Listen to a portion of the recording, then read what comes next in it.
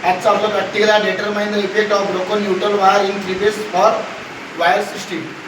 तर यामध्ये बा आपण काय करू शकतो, 3 फेज वायर इथं आपण सप्लाय दिला आहे, पण सिंगल फेजमध्ये काय होते की जर आपल्याला बल्ब लावायचा असेल, फॅन लावायचा असेल तर न्यूट्रल वायर आवश्यक आहे. पण यामध्ये काय होते, जर एखाद्या वेळेस न्यूट्रल वायर जर तुटली तर यामध्ये असमतोलपणा निर्माण होतो, समतोलपणा राहत नाही. जसं आपण पाहिलं की आता हे 3 बल्ब लागलेले आहेत, मी आता न्यूट्रल वायर बाजूला आहे, न्यूट्रल वायर मी बाजूला कट करतो म्हणजे बाजूला काढून देतो, तर त्यामध्ये असमतोलपणा झाला.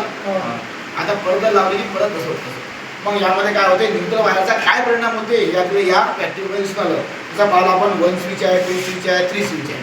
आता यामध्ये आपण जर त्याचं व्होल्टेज घेतलं तर आता त्याचं व्होल्टेज आपल्याला किती येईल, तर आपण यामध्ये व्होल्टेज घेऊ, हे पकड इथं आणि इथं लाव, इथं इथं लाव, इथं इथं आणि इथं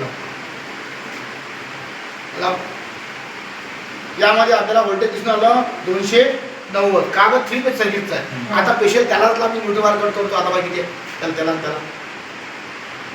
300 350 व्होल्टेज झालं. करा मग काही यामध्ये काय बंद भूत आलं तर किती मोठं व्होल्टेज वाढलं, त्यामध्ये असंतोलपणा निर्माण झाला. मग यामध्ये काय होते की कुठलेही उपकरण काय की जळायची शक्यता खूप असते. म्हणून न्यूट्रल वायर कधीही महत्त्वाचा असतो. यामध्ये पाहिलं आपण 3 फेज वायर प्रणालीमध्ये आपण काय केलं की फेजचा वायर आपण जर तिन्ही फेज जर जोडले तर न्यूट्रल जोडला नाही तर काय होते, त्यामध्ये असंतोलपणा निर्माण होतो. मग त्याचा परिणाम कशावर होतो, कुठलेही उपकरण लागलं असेल, फॅन असेल, काही असेल किंवा बल्ब असेल, अजून असेल तर ते काय होते, असंतोलपणा होते आणि ते कधीही जळू शकते.